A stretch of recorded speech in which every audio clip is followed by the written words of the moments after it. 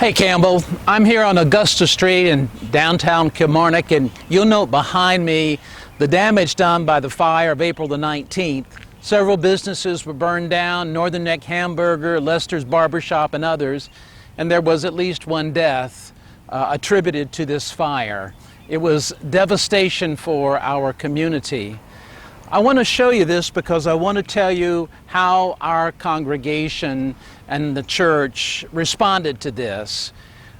Campbell Memorial has two established funds that we can use to help in crises of many kinds. One of those is the Agape Fund, and the other is called the CCCMP. Those funds were left by a family, the Cross family, and their funds available to respond to these kinds of disasters.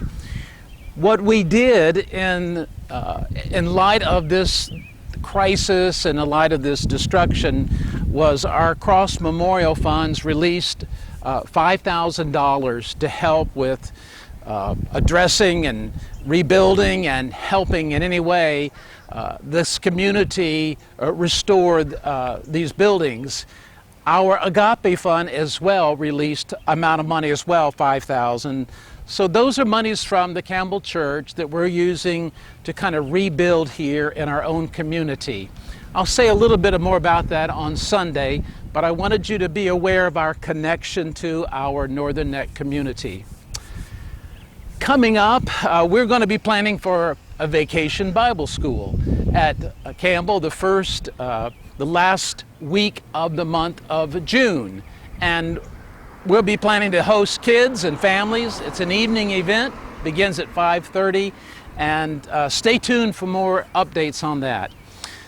The others, I want to say a word or two about Sunday morning and the sermon. This Sunday is Trinity Sunday across the churches, and I have been thinking about the teaching of the church on the matter of the Trinity. And it occurred to me that in our culture, Western culture, when we want to understand something, know about it, or figure out how it works, we take it apart, we pull it apart, we pick it apart.